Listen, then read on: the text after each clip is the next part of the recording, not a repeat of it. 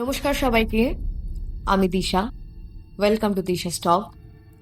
আজকে যে গল্প শোনাবো সেটা হলো লাইব্রেরি নিয়ে। তো তোমরা যারা যারা লাইব্রেরি যাও, বই পড়ো, আশা করি তাদের ভীষণ ভালো লাগবে গল্পটা। তো শুরু করা যাক।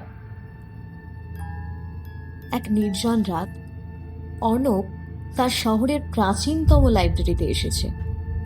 এই লাইব্রেরিতে খুব কম মানুষই আসে, কারণ সবাই বলে জায়গাটা অভিশপ্ত। কিন্তু অর্ণব এইসব কথা বিশ্বাস করে না। তার গবেষণার জন্য এই গ্রন্থাগারের বইগুলো ভীষণ দরকার।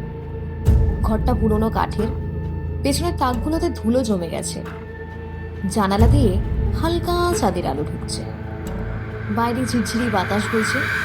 পরিবেশটা এমন যেন কোনো অজানা গল্প এখানে লুকিয়ে আছে। অর্ণব একটা পুরনো বই নিয়ে পড়ায় মন দিল। বইয়ের নাম ছিল অতীতের ছায়া। কিন্তু বইটা খুলতেই একটা ঠান্ডা বাতাসের ঝাপটা তার মুখে লাগলো। সে ভেবে নিল হয়তো জানালা ফাঁকা। কিছুক্ষণ পর সে শুনল দূরের এক তাক থেকে একটা বই মাটিতে পড়ে গেল। কেউ কি আছে? অর্ণব উঠে দাঁড়িয়ে দেখলো, কিন্তু কেউ কিছুই নেই। একটু অস্বস্তি লাগলেও সে আবার বসে পড়ল। এবার তার মনে হলো কেউ তার পেছনে দাঁড়িয়ে আছে। সে ধীরে ধীরে ঘাড় ফিরিয়ে দেখলো, কিন্তু সেখানে কিছুই নেই। হঠাৎ করে ঘরের বাতিটা টিমটিম করে জ্বলতে শুরু করলো, আর সে শুনতে পেল একটা চাপা গলা, তুমি এখানে কি করছো? অর্ণব হয়ে জমে গেল। সে আবার বইটার দিকে তাকালো আর দেখলো বইয়ের পাতাগুলো নিজে থেকেই উল্টে যাচ্ছে। প্রতিটি পাতায় তার জীবনের ঘটনা লেখা, তার শৈশবের ছোট ছোট স্মৃতি, তার ভয়, তার স্বপ্ন, সবকিছু।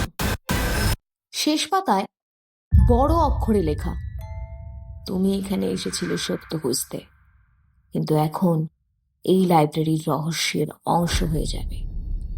তারপর এক ঠান্ডা হাত তার কাঁধে এসে পড়ল।